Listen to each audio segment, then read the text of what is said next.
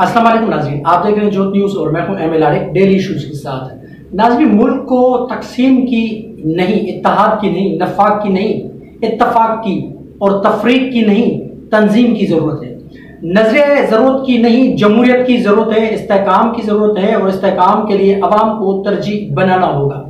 आसमा शिराजी साहिबा का ये कालम है मुल्क को तकसीम के हवाले से, यानी गुज़िश्ता एक साल से जो हमारे मुल्क के जो हालात रहे हैं, गुज़िश्ता एक साल से जो मईशत का बेड़ा गर्क किया गया, मुल्क के अंदर अदम इस्तेहकाम की सूरत हाल मौजूद थी और मुल्क डिफॉल्ट होने के करीब था और मुल्क के अंदर एक खाना जंगी का जो माहौल पैदा किया गया, उसके हवाले से आसमा शिराजी साहिबा का ये कालम है। आसमा शिराजी साहिबा ने कुछ मुल्कों का जिक्र भी किया है, जैसे हाल ही में श्रीलंका डिफॉल्ट हुआ और श्रीलंका के अंदर कैसे खाना जंगी का माहौल पैदा किया गया और खाना जंगी बनी और मुल्क में इंतशार फैला। अदम इस्तेहकाम की सूरत हाल के बाद श्रीलंका जैसे तबाही की जानिब बढ़ रहा था। उसके अलावा उन्होंने लेबनान का जिक्र किया है, शाम का जिक्र किया है, बैरूत का जिक्र किया है और साथ ही साथ हमारे बहुत बेहतरीन शायर जो है फैज अहमद फैज का उन्होंने तस्करा किया है अपने इस कालम के अंदर। इस कालम में आसमा शिराजी साहिबा ने बहुत जबरदस्त तरीके से मुल्क की तकसीम की जो बात है, यानी जो लोग चाहते हैं कि मुल्क तकसीम हो, यानी अंदर के जो मामलात हैं वो खराब हो, बैरूनी मुमालिक से या अपने जो बैरूनी हमारे जो दुश्मन हैं उनका तो हम मुकाबला कर सकते हैं, लेकिन अगर खुदा न खास्ता खाना जंगी का माहौल मुल्क के अंदर बन जाए, मुल्क के अंदर जो बैठे हुए दुश्मन है वो अगर ऐसा काम कर जाए तो जाहिर सी बात है मुल्क तबाही की जानिब बढ़ता है और मुल्क तबाह हो जाते हैं। इसी तरह से हम फिर उन लोगों को खुद ही मौके फराहम करते हैं। तो चलते शुरू करते हैं, आपको बताते हैं कि आसमा शिराजी साहिबा ने कालम के अंदर क्या क्या चीजें की हैं, आपके सामने रखा हूं। जुलाई 2006 में लेबनान इसराइल की जारियत का निशाना बना। जियो टेलीविजन की जानिब से जंग की कवरेज के लिए सामान सफर बांधा तो आंखों के सामने फैज साहब की बैरूत की याद में लिखी नज़म घूम गई। बैरूत निगारे बज़ में जहां, बैरूत निगारे बज़ में जहां, बैरूत बदीले बाग जना। बच्चों की हस्ती आंखों के जो आईने चकनाचूर हुए, अब उनके सितारों की लू से इस शहर की रातें रोशन हैं और रक्षा है अर्ज़े लिबना, बैरूत निगारे बज़्म जहां। ये फैज अहमद फैज साहब ने उस वक्त ये नज़म लिखी थी जब वो जलावतनी का दौर, जब वो जलावतनी के दौर में थे, जब ज़िया के दौर में यानी उनको जलावतन किया गया था। ज़िया दौर में जलावतनी की जिंदगी गुजारते फैज साहब को बैरूत ने अपनी पनाह में लिया।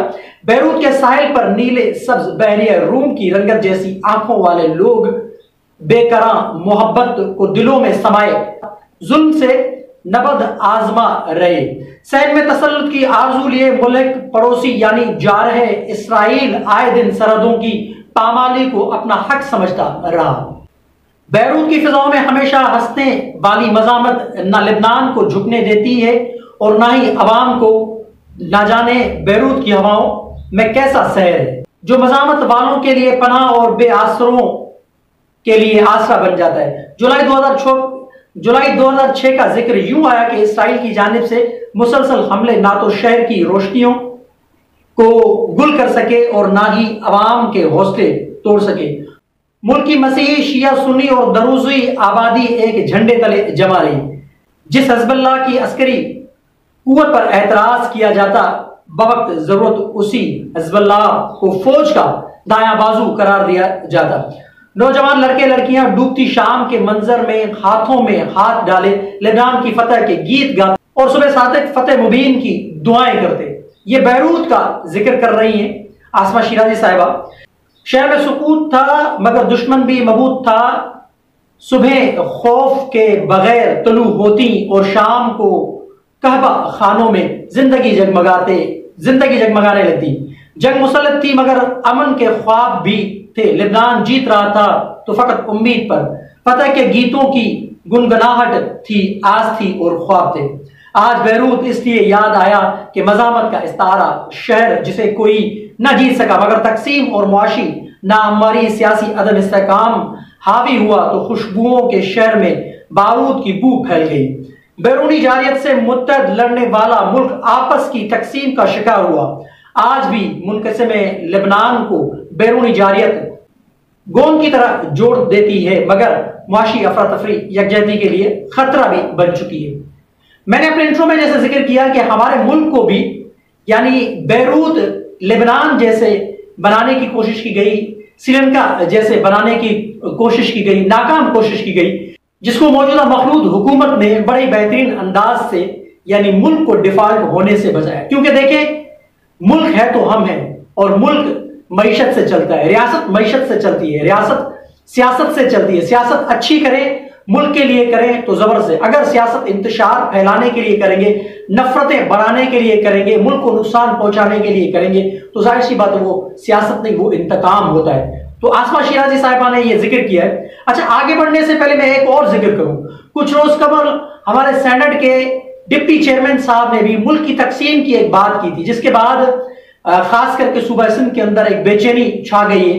अयाजती पलियूस साहब ने भी अपने बयानात में इजहार करते हुए कहा है कि मुल्क को तकसीम की नहीं, मुल्क को नफरत की नहीं, मुल्क को मोहब्बत, अखुवत, भाईचारगी और नफाक की नहीं, इत्तफाक की सियासत करने की जरूरत है।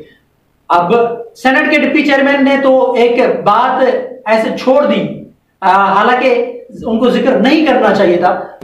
मुल्क के अंदर इंतजामी नए यूनिट्स बनाने के हवाले से बात की, तो एमक्यूएम, आपको पता है कि एमक्यूएम को तो ऐसा मौका मिलना चाहिए। अब एमक्यूएम के खालिद मकबूल सिद्दीकी या एमक्यूएम की कयादत वो फिर दोबारा चाह रही है, हालांकि ऐसा नहीं है। मुल्क में नए सूबे नहीं बन सकते या इंतजामी यूनिट्स भी नहीं बन सकते, क्योंकि जरूरत नहीं है।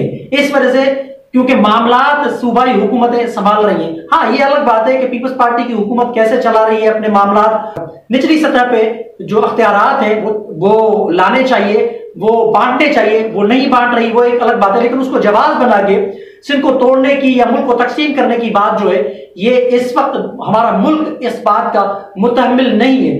क्योंकि खालिद मकबूल सिद्दीकी के नफरत अंगेज बयान जो है, खास करके सिंध के लोगों में बड़ी बेचैनी है, और इसके नतीजे में अगर मुल्क में खुदा न खास्ता कोई ऐसा दोबारा माहौल पैदा किया गया जिससे नफरत की सियासत और लोगों का बंटवारा, तकसीम होगी, तो ये मुल्क के लिए मजीद नुकसान होगा। आसमा शिराजी साहिबा का ये कालम जो है मुल्क को तकसीम के हवाले से दो जबरदस्त किस्म का कालम है, उस पर अमल करना चाहिए। हालांकि नफरत की सियासत नहीं, इत्तफाक की सियासत नहीं, नजरिया जरूरत की नहीं, जमहूरियत की मजबूती के लिए काम करना चाहिए। आगे क्या कह रही है वो मैं आपको बताता हूं। आगे वो कह रही है कि यही हाल शाम का था, दमिश्क के रंग व रोशनी का मीनार था, मौसीकी और खुशबू का गहवारा था। 2006 की बात है, शाम और पाकिस्तान की मईशत कमोबेश एक जैसी थी। डॉलर की कदर में भी मुकाबला कोई खास फर्क न था। किसी तौर शाम खुशहाल ममालिक में आता था। नीले समंदर के किनारे तारीखी हल्ब शहर में, नीले समंदर के किनारे तारीखी हल्ब शहर भी सलाउद्दीन अयूबी के किले की आबोताब के साथ सर उठाए खड़ा था। मगर फकत 5 बरस में अंदरूनी खलफशार और बैरूनी हमलों ने हलब को खंडरात और दमिश्क को कब्रिस्तान गरीबा, दमिश्क में एक कब्रिस्तान का नाम में तब्दील कर दिया। शाम अंदरूनी तौर पर कमजोर ना होता तो बैरूनी हमला आवर हमेशा की तरह नाकाम होते। दमिश्क जहां फकीर सड़कों पर ना होने के बराबर थे, सिर्फ 5 बरस के अरसे में उसकी बड़ी आबादी सड़कों पर आ गई। मईशत मुआशरत बर्बाद हो गई और दमिश्क माजी के अबवाब में कहीं पिछले सफों पर आ खड़ा हुआ।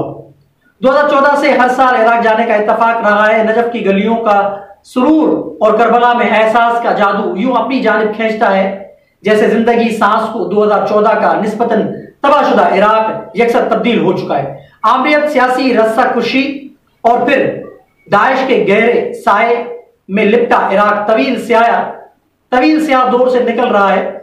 दहशतगर्दी को यकजहती और माशी बदहाली को बेहतर मौका, खित्ते के ममालिक से बेहतर मरासिम और आजाद खारजा पॉलिसी ने इराक को यकसर तब्दील कर दिया है। यानी इराक भी तब्दील हो रहा है। बकौल आसमा शिराजी के हवाले से इराक भी तब्दील हो रहा है। हालांकि इराक में जंग का माहौल था। सदर सद्दाम हुसैन के कत्ल के बाद उनको अमेरिका की जानिब से जो जारियत का मुजाहरा करना पड़ा, तो उसके बाद इराक तबाह बर्बाद हो गया। लेकिन आसमा शिराजी के कालम के बकौल इराक तरक्की कर रहा है। गुज़िश्ता 9 बरस में इराक ने पाया ही पाया है। इराक वाहिद मुल्क है जिसे डूबने के बाद एक बार फिर उभरते देख रहे हैं। गुज़िश्ता कई साल में बगदाद से करबला और नजफ से मोसल तक एक तब्दीली है और मुसलसल आ रही है। वो है तरक्की का सफर जो इराक को तखरीब से तामीर की जानिब ले गया है। लीबिया, अफ्रीकी रियासतें, यमन और हाल ही में श्रीलंका जैसी रियासतें मुआशी बहरान से मुआशरती बिगाड़ तक आ पहुंची। नाकाम रियासतें नहीं होती, नाकाम अवाम और मुमलकतें होती हैं। माना कि पाकिस्तान ना तो शाम है और ना ही लिबनान, ना ही लीबिया और श्रीलंका, मगर मुमलकत के अंदर लगाई जाने वाली बारूदी सुरंगें मिलती जुलती हैं।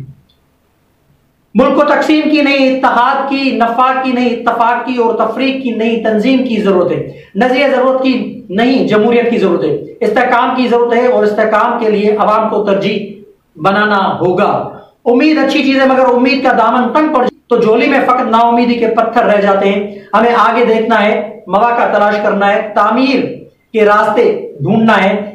याद रहे कि हम आइन और जमहूरियत पसंद कौम हैं और यही पहचान हमें दुनिया से अलग करती है। आइन और जमहूरियत हमारी बका और हमारी यकजहती की अलामत है। पानी पर खाके बनाने की बजाय अब हमें जमीन पर पांव जमाना होंगे और ऐसा नामुमकिन तो नहीं।